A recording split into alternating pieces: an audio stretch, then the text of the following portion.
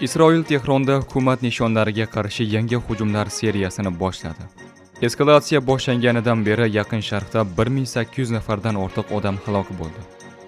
Ruminiya Eronga qarshi operatsiyani qo'llab-quvvatlash uchun Amerika qo'shinlarini joylashtirishga ruxsat berdi.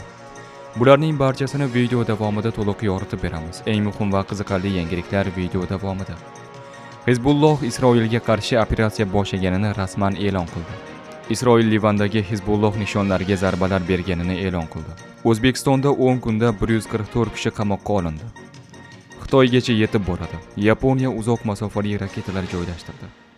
Aziz do'stlar, quyida shu haqda videoga like bosing va izohlarda fikrlaringizni yozib qoldiring. Isroil mudofaa kuchlari Eronning Tehron shahrida hukumat nishonlariga qarshi yangi keng ko'lamli hujumlar seriyasini boshlaganini e'lon qildi. Bu haqda Isroil armiyasi matbuot xizmati bayonot berdi.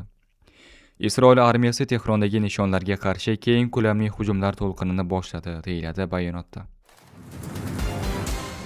Yaqin Sharqdagi mojaro avj olganidan beri Eron, Livan va Isroilda 1800 nafardan ortiq odam halok bo'lgan va kamida 12500 kishi jarohatlangan. Bu haqda Jahon Sog'liqni saqlash tashkiloti bosh direktori Tedros Adhanom Ghebreyesus ma'lum qildi. Uning so'zlariga ko'ra, Eronda 1300 dan ortiq odam halok bo'lgan va yana 9000 kishi jarohatlangan. Livanda kamida 570 kishi halok bo'lgan va 1400 nafar ortiq kishi jarohatlangan. Isroilda 15 kishi halok bo'lgan va 2142 kishi jarohatlangan. Jahon Sog'liqni saqlash tashkiloti bosh direktori shuningdek, sog'liqni saqlash muassasalariga qilingan hujumlarning ko'payganini ta'kidladi. Uning so'zlariga ko'ra, 28 fevraldan beri Eronda tibbiyot muassasalariga 18 ta, Livanda 25 ta va Isroilda 2 ta hujum qayd etilgan. Gebreyesus so'zlariga ko'ra, bunday ish tashlashlar nafaqat odamlarning o'limiga, balki aholini hayotiy tibbiy yordamdan mahrum qilishga ham olib keladi. Ruminiya parlamenti prezident Nikoshor Danning Eronga qarshi operatsiyani qo'llab-quvvatlash uchun AQSh uskunalari va qo'shinlarini vaqtincha joylashtirish haqidagi iltimosini ma'qulladi.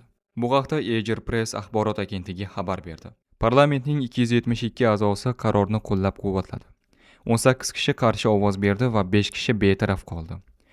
Eng yirik muxolifat partiyasi, Ruminiyani birlashtirish alyansi yetakchisi Jorge Simeon qaror shoshilinch ravishda qabul qilinganini va mamlakat xavfsizligiga tahdid solishi mumkinligini aytdi. Uning ta'kidlashicha, ushbu choraning maqsadlari va niyatlari faqat mudofaa maqsadida ekanligiga kafolat yo'q va potensial xavflarni qo'shimcha baholash zarur. Hizbulloh Isroilga qarshi Eaton Eagle operatsiyasini boshlaganini e'lon qildi. Bu haqda Fars axborot agentligi guruh bayonotiga tayanib xabar berdi. Islomiy qarshilik Eaton Eagle operatsiyasini boshlaganini e'lon qildi, deyiladi bayonotda. The Times of Israel gazetasining xabar berishicha, Hizbulloh Isroilga taxminan 100 ta raketa otgan. Dastlabki ma'lumotlarga ko'ra, hujumda 2 kishi yengil jarohat olgan va kasalxonaga yotqizilgan. Keyinchalik Isroil harbiylari Bayrut chekkasida yangi, katta zarbalar berdi. Livan poytaxtining janubiy chekkasidagi Dahyadagi Hizbulloh infratuzilmasi hujum nishoni sifatida aniqlandi. 9 mart kuni Isroil armiyasi Livan janubida Hizbullohga qarshi cheklangan va nishonga olingan quruqlikdagi operatsiyani boshladi. Isroil mudofaa kuchlari Livandagi Hizbulloh nishonlariga bir qator zarbalar berganini e'lon qildi. Bu haqda Isroil armiyasi matbuot kotibi e'lon qildi. Harbiylarning ma'lumotlariga ko'ra, uchirishga tayyor bo'lgan o'nlab raketa uchirgichlari topilgan va yo'q qilingan. Shuningdek, Isroilga hujum qilishga tayyorlanayotgan Hizbulloh jangarilari zararsizlantirilgan.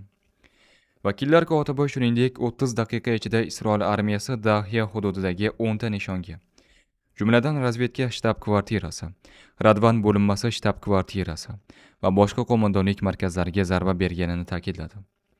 Bundan tashqari Isroil havo kuchlari quruqlikdagi kuchlar tomonidan qo'llab-quvvatlanib, 20 dan ortiq nishonga hujum qildi. O'zbekistonda joriy yil 1-martdan boshlangan xavfsiz va sog'lom yurt keng ko'lamli tezkor profilaktik tadbirlari natijasida 907 ta jinoyat fosh etildi va 144 nafar shaxsga nisbatan qamoq ehtiyot chorasi qo'llanildi. Bu haqda Ichki ishlar vazirligi xabar berdi. Qayd etilishicha, tadbirning dastlabki 10 kunida 8360 ta tezkor qidiruv tadbirlari amalga oshirilib, 907 ta jinoyat fosh etilgan. Jami 505 ta jinoyat ishi qo'zg'atilib, 144 nafar shaxsga nisbatan qamoq ehtiyot chorasi qo'llanilgan. Giyohvandlikka qarshi kurashish yo'nalishida jami 1194 ta holat aniqlanib, narko-jinoyatchilar va uyushgan jinoiy guruhlardan 215 kilogramm narkotik moddalar, 57923 dona psixotrop dori vositalari aniqlangan. Shuningdek, noqonuniy ravishda yetishtirilayotgan 129 top giyohvandlik o'simliklari aniqlanib, belgilangan tartibda yo'q qilingan. Uyushgan jinoyatchilikka qarshi kurashish yo'nalishida olib borilgan tadbirlar davomida esa jami 1067 ta jinoyat aniqlangan. Jinoyat sodir etib, sud va tergov organlaridan yashirinib yurgan 323 nafar qidiruvdagi shaxslar ushlangan. 171 nafar bedarak yo'qolgan fuqarolar topilib, oilasi bag'riga qaytarilgan. Yaponiya Xitoy Xalq Respublikasi hududigacha yetib borish imkoniyatiga ega bo'lgan uzoq masofali raketalarning birinchi partiyasi joylashtirilganini e'lon qildi. Bu haqda Kyodo xabar berdi. Mitsubishi Heavy Industries mudofaa giganti tomonidan ishlab chiqarilgan va modernizatsiya qilingan Type 12 yer kema sinfidagi kompleksining masofasi dastlabki 200 kilometrdan 1000 kilometrgacha oshirilgan. Bu Yaponiya zarba berish vositalarini prinsipial jihatdan yangi operativ darajaga olib chiqadi. Mart oyi oxiriga qadar raketa batareyalari janubi-g'arbdagi Kumamoto prefekturasida joylashtiriladi. Kelasi yil esa raketalar Tokiodan g'arbdagi Shizuokada paydo bo'ladi.